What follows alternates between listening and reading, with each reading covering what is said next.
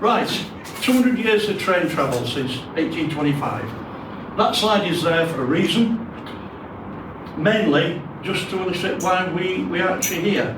We had three.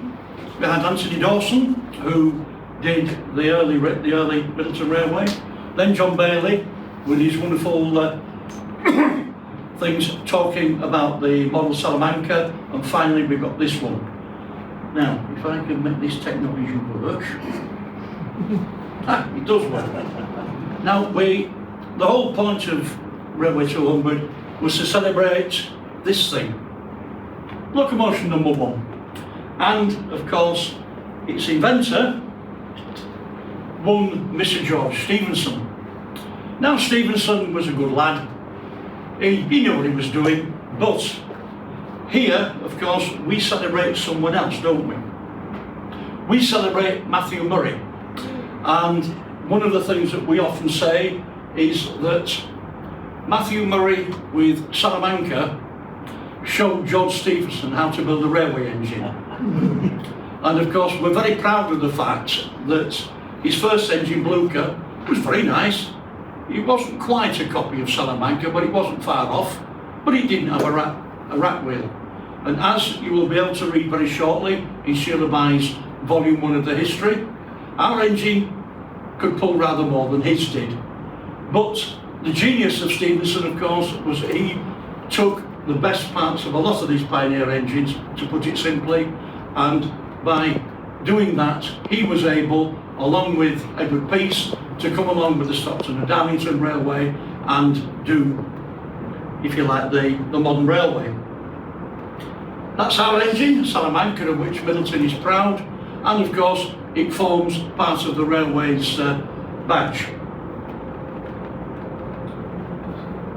Now, for years the Middleton Railway just carried on doing its own thing, and here we have Matthew Murray number 2, a Manning Wardle, number 1752, 1909, all for ourselves out, pulling a set of wagons from the Staithes, Whittakers, coming out towards what would be Burton Road just here, and it just about seen the tramway in the background. Now, if you were to take that picture today, you need a drone, because that's actually in the middle of what's now the M621. But you can see the tram running there, and you can see the tram stop. Now, when I was a young child living around here, I lived in the houses in the back, which is called Gasholder Street, and you used to be able to come, catch the tram into town, and then catch it back, either what days. And as I said, that would be the motorway. Where the cyclist is, that's probably the entrance that you've come in, most of you come in on today.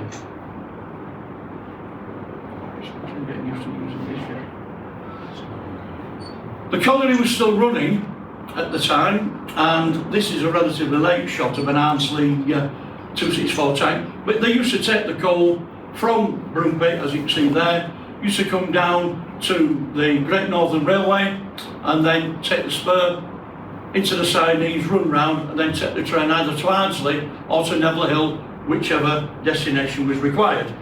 And that left the northern part of the railway, well, what to do with that? Now, there were various ideas, and as is often the case, it was somebody in a pub who came along and decided, I think we should try and preserve this. And the chap's name was a guy called Chris Thornburn, along with one or two other people, and they decided that they would start a preservation society, just like the Tellyclane. That is the railway's official badge, call it what you like, with a belt in and Salamanca. And it took a little while for this idea to gain traction, but the main reason it gained traction was this guy. Some of you may well remember him, I certainly do. The man was a complete lunatic, without a doubt. Fred Youell. He was a lecturer at Leeds University, and I think to say that he was eccentric was probably an understatement. Anybody who came across him will know exactly what I mean. Fred had the dynamism to do things. He wouldn't take no for an answer, And indeed, the formation of the society was a case in point. Leeds University Union, they had a sort of railway society, and they wanted to run the railway. And the powers that be said, "You're not going to do that." "Okay," said Fred, "I'll form my own society." And so he formed the Middleton Railway Preservation Society, which just happened to have the same number of members as the University Railway Society. It just had a different name. And Fred, being Fred, he obviously had some connections. He decided, along with his students, that they would have a go at doing something for the University Rag Week. We were going to run a train. Yeah, okay, we're a bunch of students. How on earth are we going to do that? By various ways and means, Fred managed to acquire this. It was Hunslet's work shunter. Little Hunslet diesel, 1697, 1932. That's a slightly later shot, but that doesn't matter. And he managed to do a deal with John Alcock, who was the managing director of Hunslet's at the time. And it's duly arrived on the railway. Okay, we've got a loco. Where are we going to get a carriage? Now, by hook or by crook, Fred knew that the Swansea and Mumbles Railway had just ceased operation, and by some form of miracle known only to Fred, he managed to acquire a Swansea and Mumbles double-deck coach. I say coach. A lot of people think that Swansea and Mumbles was a tramway. It wasn't. It was a railway. It was built to railway standards, and the flanges and so on were of railway standard. So, how to get it here? There it is. In actual fact, it came up in three bits. There were three large wagons. One had the bogies, the second had the lower deck, which you can see next to the brake van, and the final one had the upper deck, which you can see at the back. This is Baum Road North Yard, so, or perhaps Baum Road Up Yard. It's where the Freightliner depot is today. And they pushed the whole ensemble into there, got some jacks, jacked the whole thing up, got the bogie wheels down, and dropped the bottom deck onto the bogies. That's great, no problem. During this exercise, it was very interesting because at the same time as number 2 was arriving, Fred's wife, Susan, was giving birth to their first child, Harriet. And the story goes that someone said to Fred, "Has she arrived yet?" "Oh, yes, said Fred. "How much does she weigh?" 28.5 tons. You think he got it slightly wrong. So, having got these two together, British Rail now had a problem. They had to deliver this thing intact. Unfortunately, double-deck railway coaches don't go under Bears bridges. So, what to do? Well, they had a plan, a bit like Baldrick. And here we have the bottom half of the tram being propelled up the railway. Exactly what the guy was doing with the young girl, I don't know. He was obviously they were going to give her a ride. Now, you might think that's a bit of a strange thing to do. Well, not so strange, because that was how they got the top deck onto the bottom deck. Now, BR spoke to the signalman and the various people and said, "Right, stop all the traffic on the Great Northern Branch whilst we play around and put the top deck of this coach onto the bottom deck." And as you can see, there's a dirty great ladder, and they've slung the top deck over the bridge girders. Obviously, bring the bottom deck underneath, drop it down, Bob's your uncle. Now, can anybody imagine the health and safety people allowing that today? I think not. Incidentally, in case you're wondering, that photograph has a dirty great big fingerprint right in the middle of it. Yes. Which is not meant to be there. No. Now, that is how it ended up. And it look there, we're just after what's known as tram crossing. That is currently just at the bottom of the yard where the carriage shed is. I think you'll agree it's changed a bit since those days. And that's the assembled vehicle, ready for Ragweek. And we have it's a bit blurred, but I thought it'd be useful to put in. This is a gentleman, Mike Crew, who was one of our students, one of the Leeds University students, and he waved off one of the first trains. This was for the Yorkshire Evening Post in June of 1960.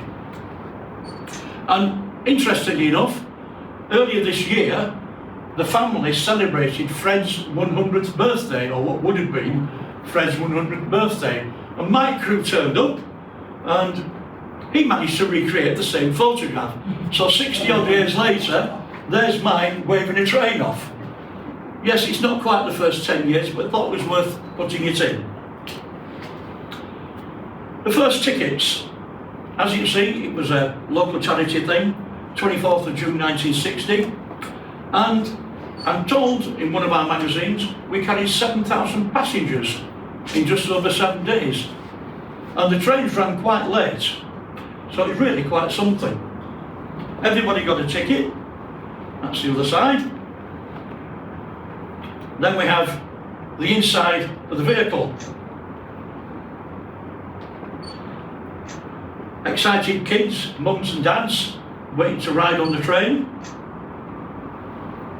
Then we have probably a relatively famous picture. A lot of people have seen this before, but this is one of the first trains going up the north end of the railway up to the bridge where it had been severed.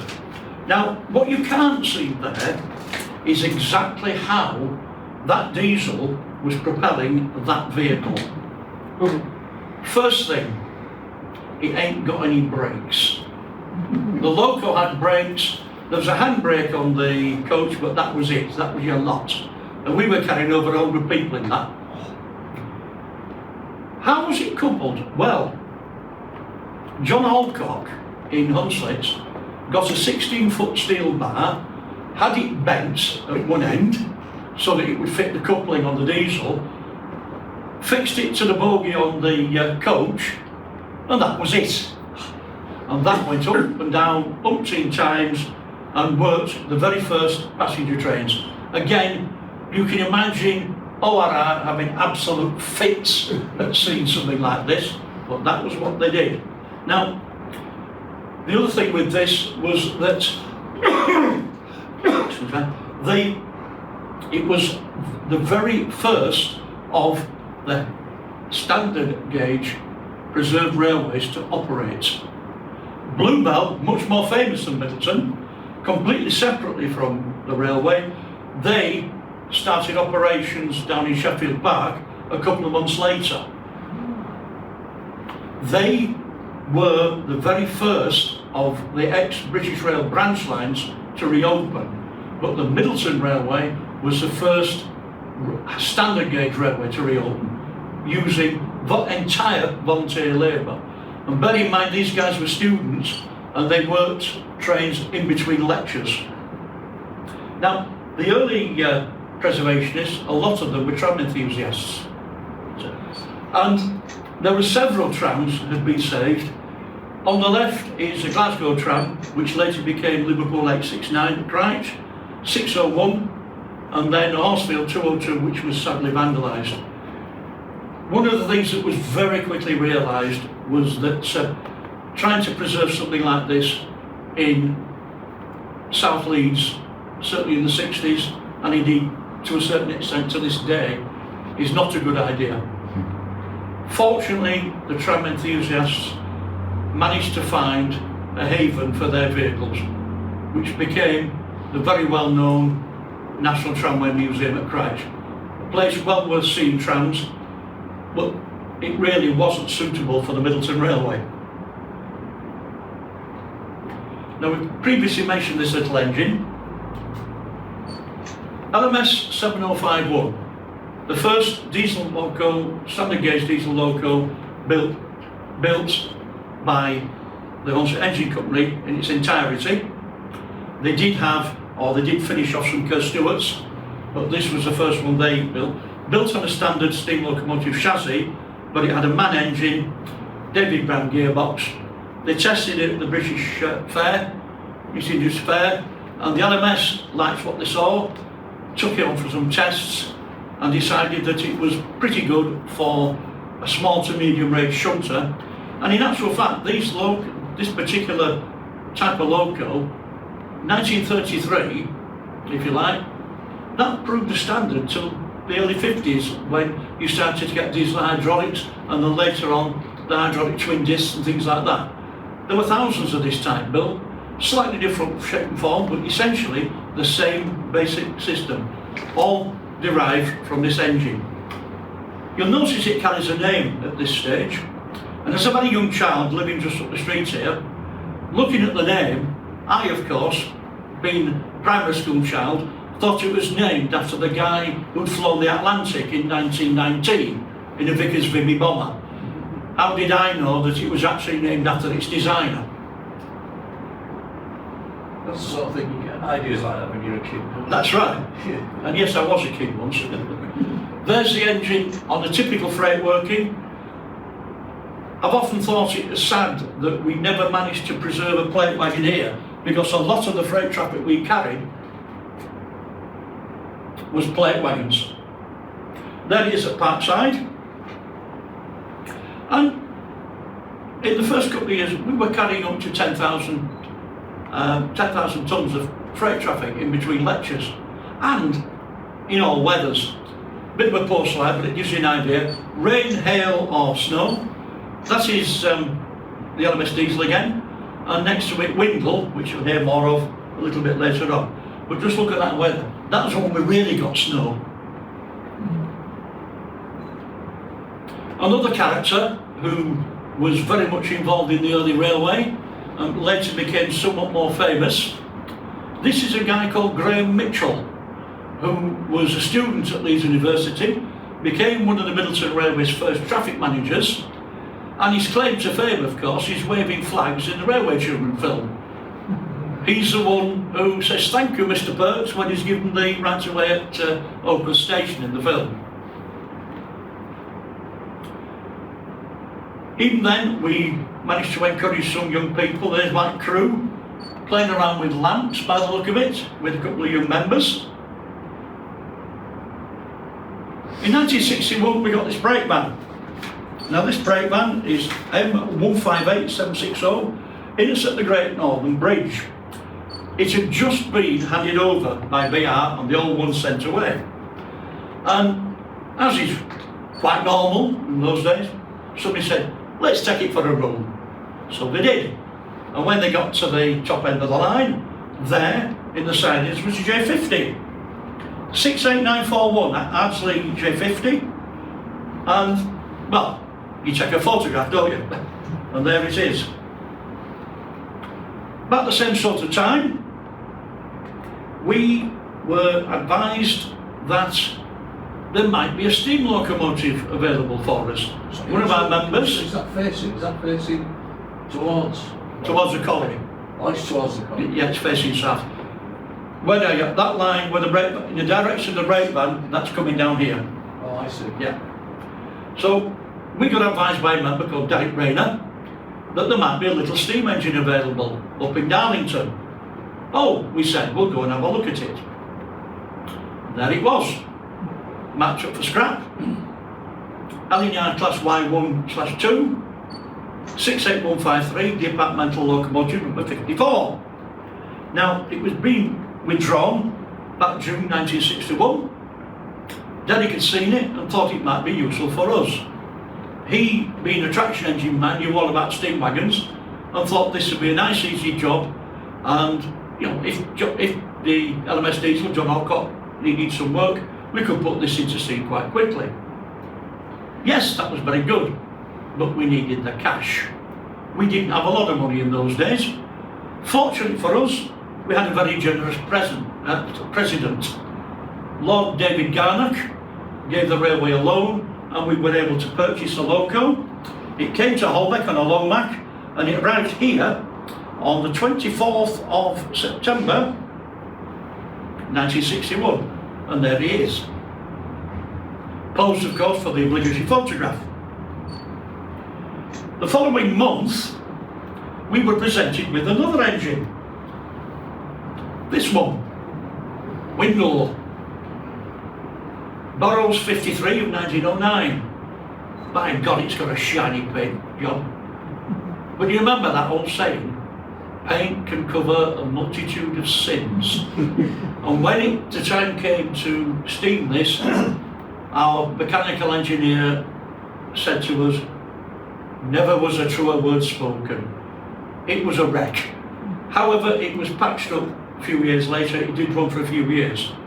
But it was presented to the railway, and you can see there's a plaque on the side, and that's at Pilkington's during the handover. The engine went into store for a while. It didn't actually arrive until August 1962. The intention had always been to put a shed up, but it never quite happened. Sentinel, you could see somebody had written chalk scrap on it. Yeah. If you looked on the chassis. Oh yes, it was. Yeah. Scrap. Ready. That's right. Yeah. But that's why Derek noticed it. Said we'll have that. Now this one is Swansea. Avonside 1569 of 1909. Now it arrived at the railway on 12th of April 1962.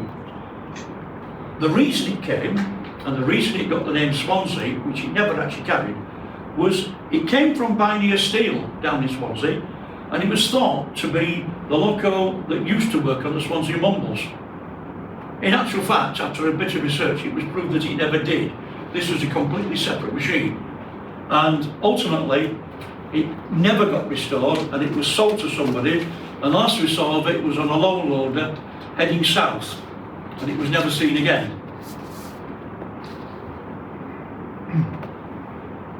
Now, as I said, Fred Youell was nothing if not an eccentric.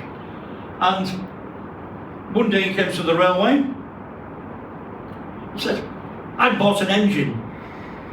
Oh, we said, yes, it weighs 60 tons, something like that. It ain't coming here then. So Fred still bought it. He bought the N7 69621, which had been withdrawn in 1962, and he eventually got stored up at Neville Hill. It was there for years before going to what was then known as the Stour Valley Railway. The reason he bought it, it was the last steam loco to be built at Stratford Works in 1924. And if anybody can remember Fred from the old days, by God, he was a great Eastern man. He used to rail on the parsimonious pomposity of Paddington. He used to hate them. It was always had to be Great Eastern Railway.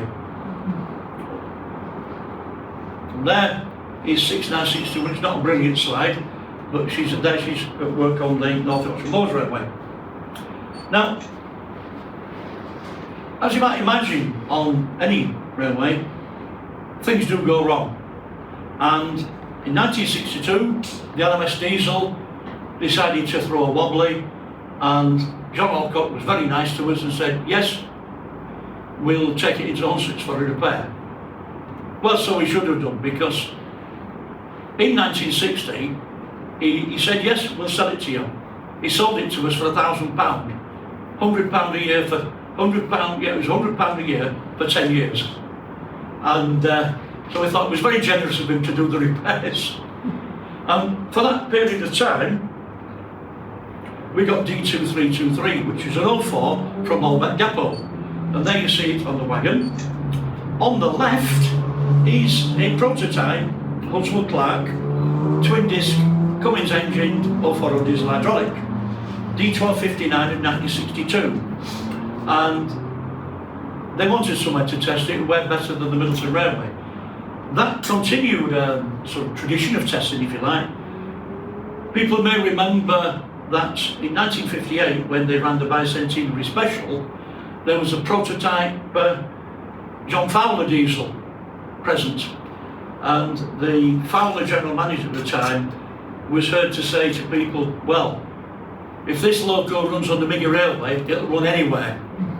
And so we continued the tradition, and we've had several locos tested here over the years, but there's 1259 being tested in July 62.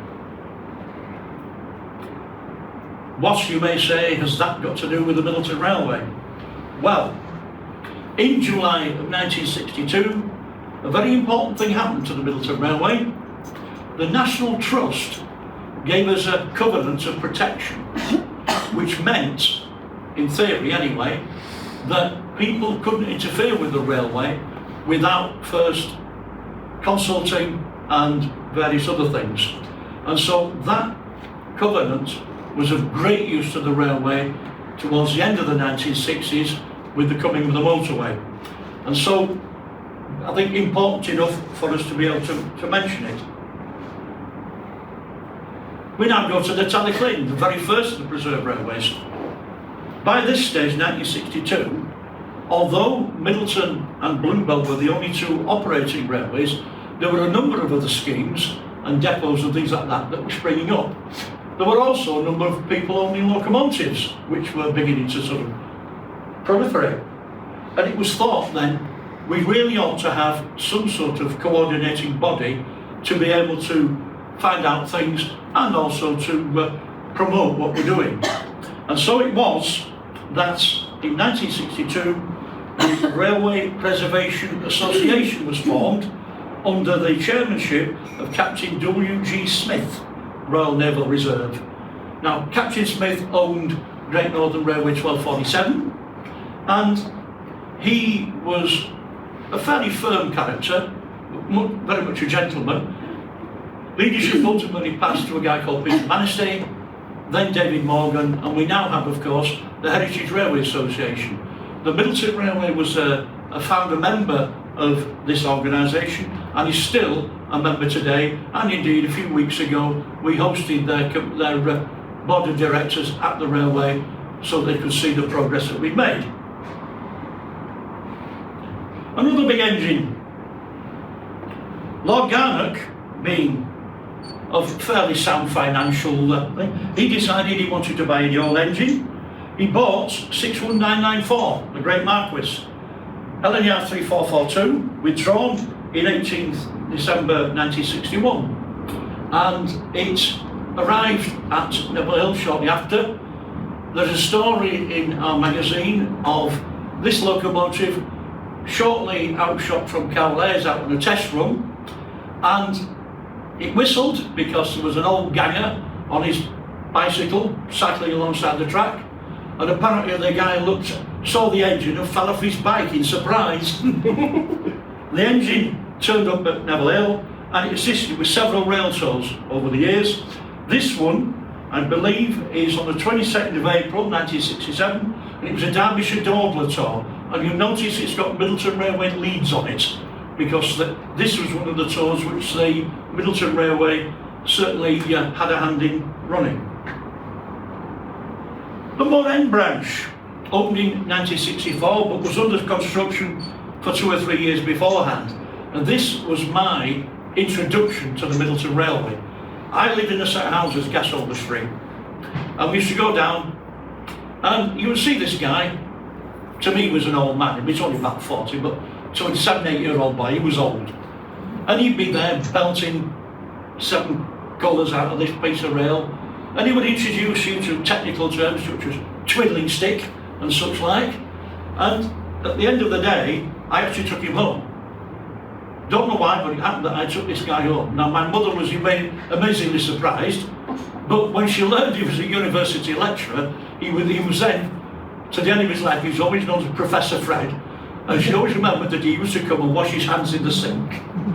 And that was my introduction to the Middleton Railway way back.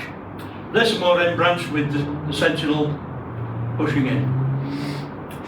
About the same sort of time, the following year, this engine suddenly came into being, or at least into our orbit.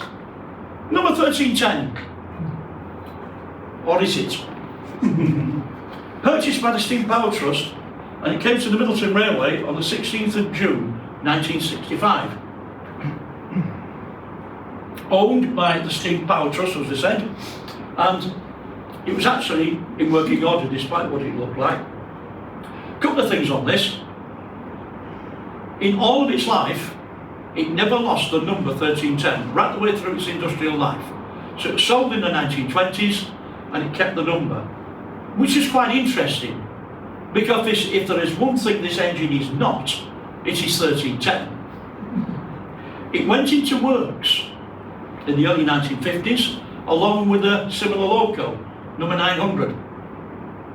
And what emerged was a chassis of 900 with the boiler of 1310 and other bits on it. Now the general convention in the railway world is that if you swap frames, you swap numbers. But the NCB didn't. The NCB kept it as 1310 throughout its life. There is another example of this on the Foxhill Railway with North Staffordshire number 2, which apparently is a completely different engine because of the same reason. Anyway, we got it, and within a few weeks, it was working. A bit like a steam laundry, as you can see, but all the same working, and over the years, it was completely rebuilt and looked rather splendid. As you can see downstairs, it's on display in the museum. Next engine to arrive was this one. In 1965, it came as a set of spares. It was Mersey Docks and Harbour Board number 2, 1671 of 1923, built by Ebensize. Came 28th of June 65, but unfortunately, for various reasons, it wasn't suitable and it was cut up for scrap. Ian, it says 21 on there. Yeah, it's that. Is it 21? My apologies. Yeah. Trust you to notice. It's a typo. Next engine to arrive, Bagnall 2702. Built in 1941, arrived in January 66. On the footplate at the front there, that young man is our chief engineer, Stephen Roberts, and to the right is a lad called Ben Wade, who had actually discovered this in the scrapyard at Stanley, Cohen Scrapyard. Again, quickly put into service. There she is after a quick repaint at the front, and it was a very successful little engine. Eventually it was retired because it was boiler problems, and it was sold on to a private owner where it's being restored somewhere up in North Yorkshire. Even at this early stage, and we're talking 65, 66, the Middleton Railway had aspirations to be a museum, and so we acquired our first museum building, or that was the theory. This was a construction hut that was brought in, and it was supposed to become a museum. Well, it did become a museum of sorts. It was decided that we couldn't do that, and so it became a mess room and a very, very primitive workshop. It became known to all and sundry as the Boggart, and the stories that building could tell would fill many a story book. One of them, a little bit outside our date but still worth telling, was the driver who came down for the passenger service a little bit on the late side, and so, as everybody does, he lit the stove. Excellent idea, get your priorities right, get the stove going. And he put on top of the stove his tin of beans that he wanted for his breakfast. He went out to light his engine up, which all very nicely done, and as he came up to the hut, there was a loud bang as the tin of beans exploded because he'd forgotten to puncture them. We were taking beans off that place for absolutely ages. You know, lots of stories like that. And that's it in later years. One of the signal arms is outside, and you see the way outside, that is now in the Great Northern Hoist Museum in the city centre. We had that one and another central station sign, and obviously nothing to do with the Middleton Railway, and so we transferred them on loan to that museum, which brings us to the attention of more people, and it's a superb home for them. We had a collection of cranes. This is one with one of our gentlemen who sat at the back of the room in his younger days there, driving the steam crane. Not quite sure to what purpose, but there he is. About 1966. But in 67, we got a new toy to play with. This one. This came from Cohen Scrapyard in Stanley.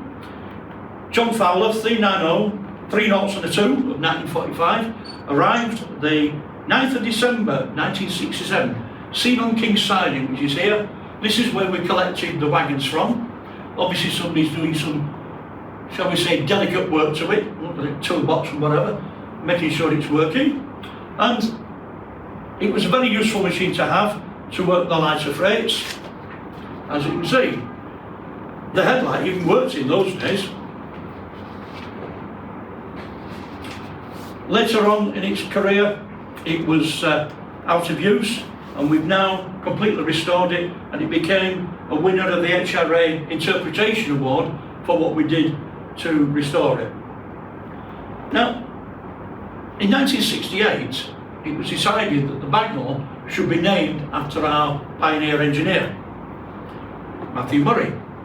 And here we have, on the left, we have Bishop Eric Tracy, and on the right, Gerard Fines with a bald head. John Foster on the footplate, and there was the usual speeches, I named this engine, God bless him, and all who say that sort of thing. And they then decided to drive off.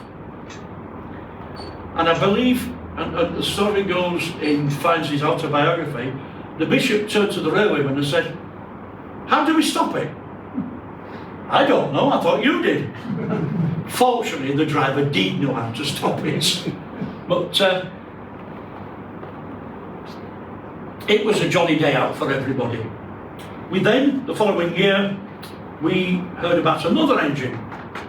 And we said, yes, we'd like to acquire it. And it came from Kirksall Forge. And we were struggling to raise the purchase price, but we went ahead with the ceremony. And there we have, in the cab is Stephen Roberts again, about to send this engine on its way on British Rail. One of the directors and the then traffic manager, a guy called Joe Lee, who replaced Fred as our chairman in 1970, and in actual fact became our longest serving chairman. I think he served 17 years. And despite the fact that it wasn't officially passed for British Rail use, it was allowed to take a train from here, from Kirksall Forge to here. And Stephen Roberts took this picture of it arriving at Barn Road. D5174 there. Had to pull it at the last few yards because the oil firing apparently broke down. But we managed to get the engine here. It's currently on display outside. If anybody's got 100 grand, we'll be able to repair it. Another arrival, Middleton Estates in Colliery Company number 350, arrived in the summer of 68, but it was in very, very fragile condition and was sadly vandalised. So that disappeared. One of the big things that we used to do was steam galas. And we used to have them almost, I think, every year or so.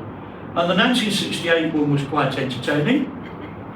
And here is, I think this is Wilf, is it, Dave? Thank you.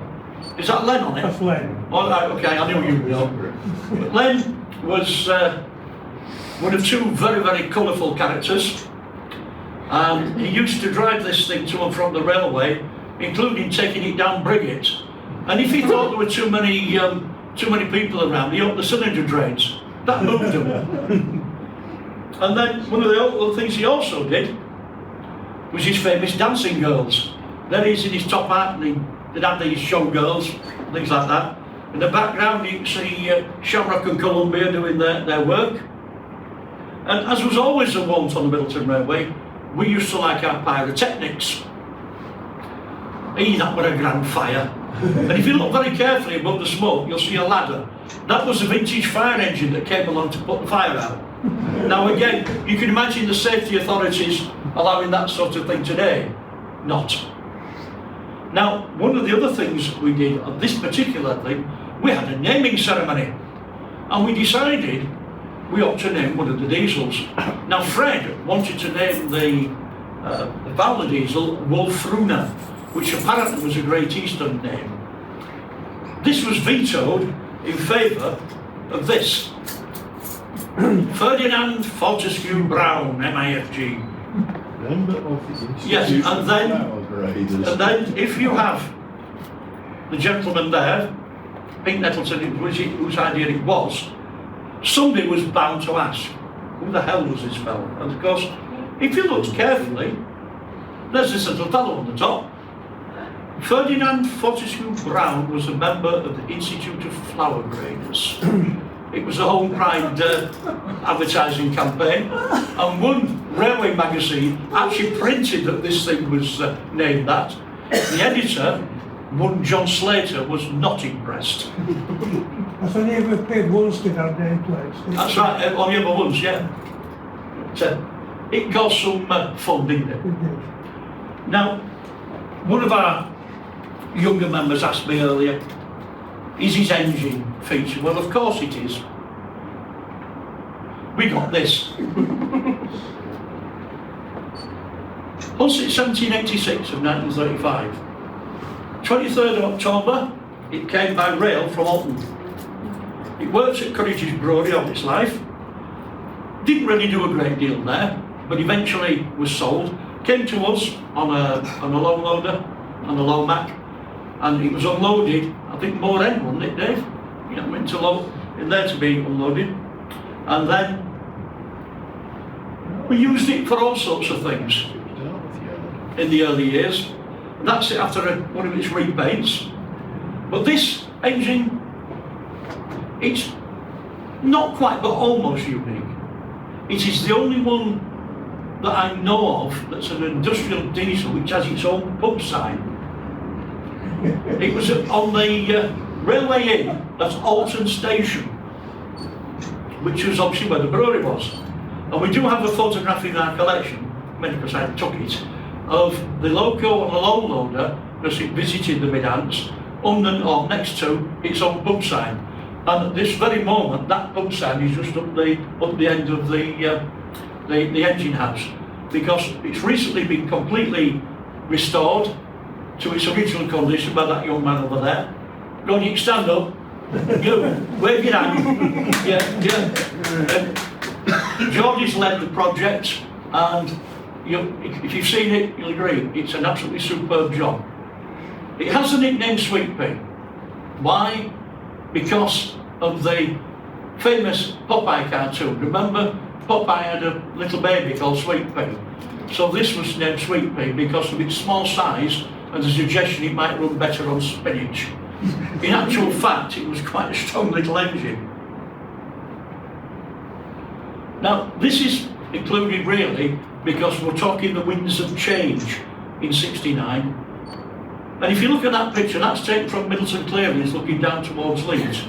You can see right through the middle, that's your Great Northern Branch. The Far Bridge, the tiny one, that's where the Middleton Railway is. You see the track bed of the old Middleton Light Railway. And just look at the background. Completely changed, hasn't it, compared to what we see today. And lots of changes coming along. One of the biggest came to us was the freight. Now this is Sentinel working in standard freight, and one of the things we asked them to do was charge a thing called demurrage. Essentially, when wagons left their tracks, you had so many hours in which to unload them and get them returned. And if you hadn't done it by that time, they started charging what was called demurrage. And whilst the charges were small initially, because they didn't want the traffic, they went up and up and up. What that meant was a lot of people just didn't want to use them anymore. Now, the Middleton Railway wasn't daft. We knew that this was going to be a problem. But whilst we were working traffic, one amusing incident occurred on one occasion. You see here the engine is propelling the wagons down, great. On this particular occasion, we had some travellers nearby who just turned up as they do. They decided to do some washing. And they strung their washing from the post there across the railway to another post on the other side. And down we come with 3 or 4 wagons and a steam engine. And of course, we'd round the corner and there's this washing. Well, these trains don't have road, do they? And we sort of went straight through all this and crossed the road. They weren't very pleased, but of course it was their own fault. Is that the vicarage there? Right. That's the vicarage, that's Hunsley Vicarage, yeah. The vicarage, yeah. And there's Prospect Terrace at the back. I used to live a bit further down. So we decided we were going to run passenger trains. And this is the exotic countryside south of the Great Northern Bridge. Just see the buildings on the left of the old colliery, what was known as New Colliery in there. And the railway, the engine is pushing the brake van up towards Middleton Park. Doesn't that look inviting? We did this on the occasion of Hunsley Feast. Now, whenever I mention this in other parts of the country, they all look at you, because I think Leeds is the only place that has a feast. Everybody else has a fairground, but we have a feast. And I can remember as a youngster going round the Hunsley Feast with a megaphone trying to encourage people to ride on our train. And people did. That was the facilities up at Middleton Park. And as you can see, there weren't the right lot. Very scenic, as you can see. Now, the great thing about this was, if you were fairly young and fit, it was fairly easy to get in that brake van. But if you were our age, it was a bit different. And we used to have to give genuine rear-end assistance, particularly to elderly ladies, shoving them up into the brake van. But that was back to life. Nobody complained in those days. It was a bit of an adventure.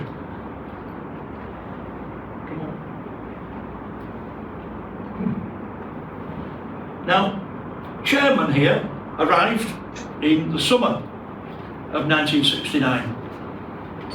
And this engine, Oswald Clark, number 1717, and ex-Yorkshire Tire Distillers, arrived in summer 1969. It was a space engine for Henry. However, the one or two people thought that we ought to restore it.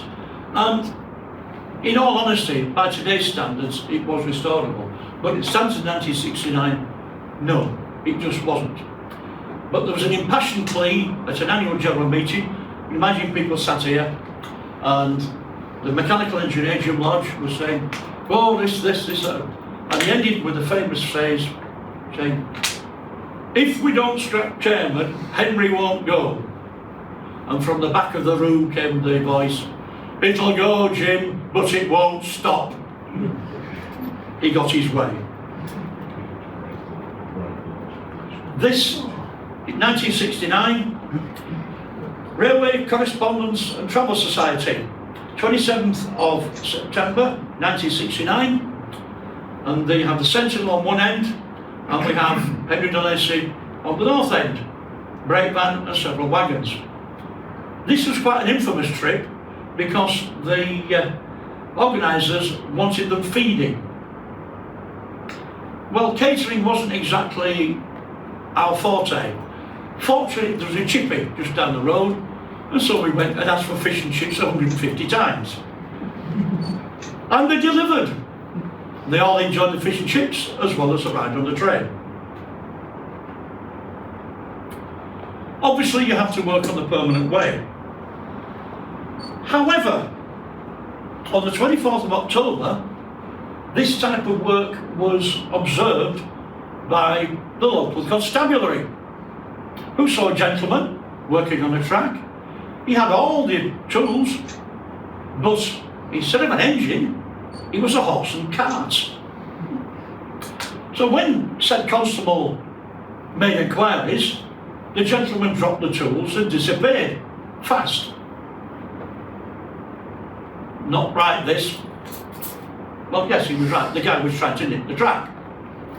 However, you didn't need the the abilities of Sherlock Holmes, because on the back of the horse and cart was the guy's name and address. So he was easily nicked, and apparently he got 6 months. Now, we still worked freight traffic in between passenger trains.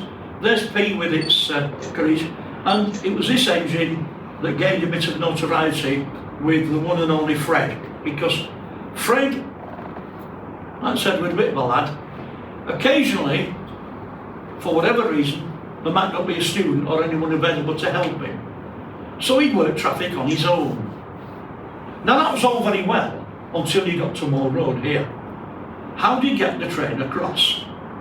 No problem. Put it into gear, tied the throttle down, jumped off, went in the road, flagged it across, then went back on the loco and down. And he repeated it on the way back up. You know, God help us, but that was what Fred did. He worked traffic, yeah, fine. We then acquired yet another loco. Come on, there we are. And this little engine, Carroll, D631 of 1946, came from Lacenite Gasworks in November 1969. And this is a works photograph of it that we have.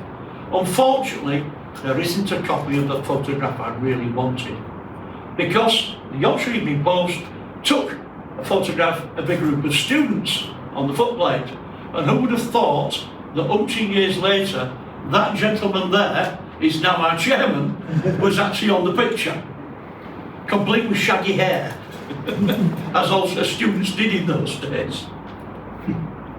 We then, in 1970, Broom Pit was vacated on the 22nd of February.